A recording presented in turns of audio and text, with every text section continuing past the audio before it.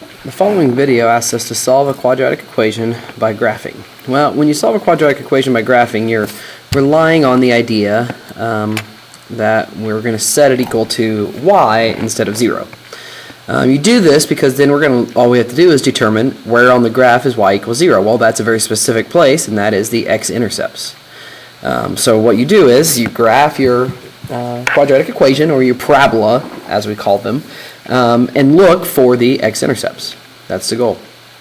So we got to go about graphing this quadratic equation. And then once we do that, then we identify the x-intercepts. So we use the method of finding the vertex by x equals negative b over 2a. That is the x-coordinate of the vertex.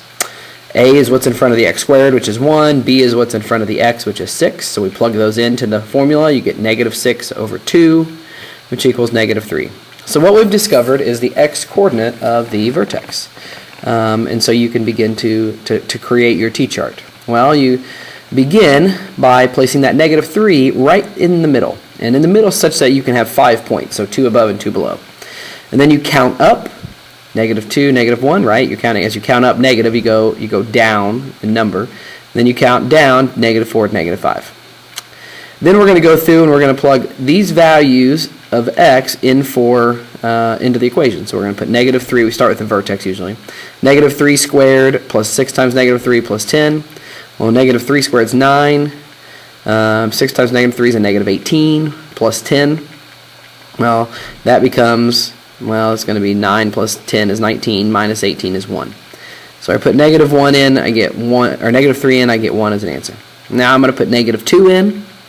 You get y equals a negative 2 squared plus 6 times negative 2 plus 10.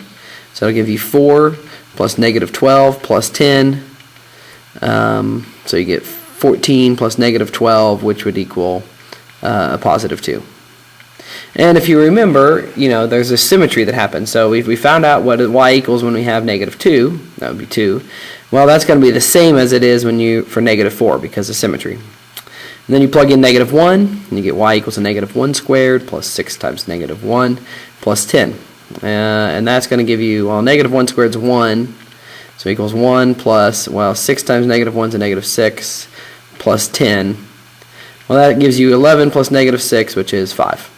And that holds for negative 5 as well. If you plug negative 5 in for x, you would get 5 out for y.